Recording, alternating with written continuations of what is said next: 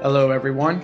Today's video article will be the agreement between the NFL and NBC, Fox, and the CBS deal that is a 9-year contract which ranges around an estimate of $3.1 billion per year until the year 2022.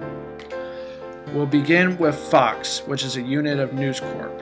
The current agreement, in which they have agreements to until the end of 2013, is networking around an average of $725 million per year to pay from Fox to the NFL, according to the Los Angeles Times. Now, however, the new agreement has been increased, and when it goes into effect 2013, will now have Fox be paying for $1.1 billion per year. Now, of course, one method of a return of the investment for Fox is, of course, due to its sponsorship and ad sales. Unfortunately, sources from broadcasting and cable journalism disclosed that Fox did not wish to discuss any of their numbers for the NFL purchase.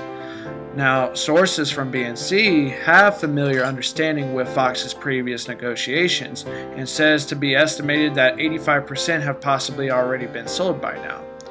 Another return of investment for Fox and the NFL as well, due to an advantage for the return of investment, is Fox is obtaining the content to the National Football Conference games, which includes the big markets such as Chicago, Dallas, New York City, Philadelphia, and Washington.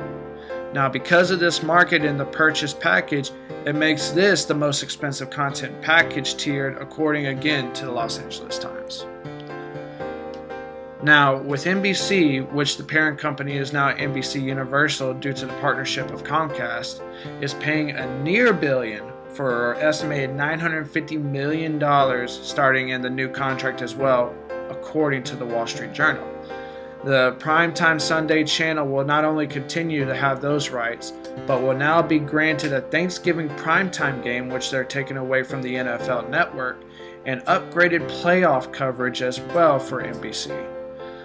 Sources from broadcasting cable say the selling price for just a 30-second slot for primetime Thanksgiving night will be estimated at around $975,000, and apparently have sold at least 75% of their slots.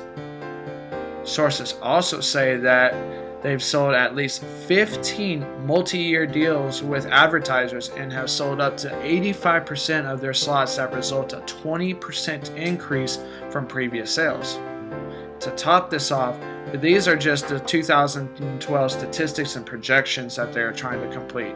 NBC chose not to fully disclose their sales and analytics of their new agreement other than what has already been disclosed. And finally, we have CBS agreeing to a complete $1 billion a year all the way till the 2022. Now, CBS has purchased the American Football Conference, the AFC content, which contains a handful of NFC games, which gives it a value market. Even though the AFC market is still slightly smaller compared to NFC, this market does contain 3 previous multi-appearance AFC champions, which have won at least one Super Bowl and at least have made 2 Super Bowl appearances in the past decade: New England, Indianapolis, and Pittsburgh. Other markets include 2/3 of the New York State market, which is the other New York City team, the New York Jets, and then the Buffalo Bills in Buffalo, New York. And then it also has in the AFC 2/3 of the Florida market, being of the Jacksonville Jaguars and the Miami Dolphins, and then 2/3 of the California market, again with AFC, Oakland Raiders and San Diego Chargers.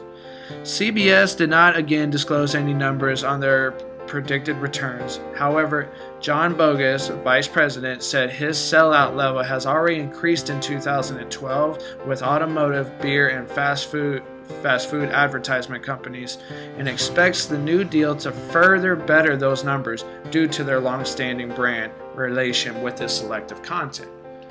It's obvious the fact the NFL has definitely made a monopoly out of this, and to show this, we've now seen the next level of increase in negotiation contracts.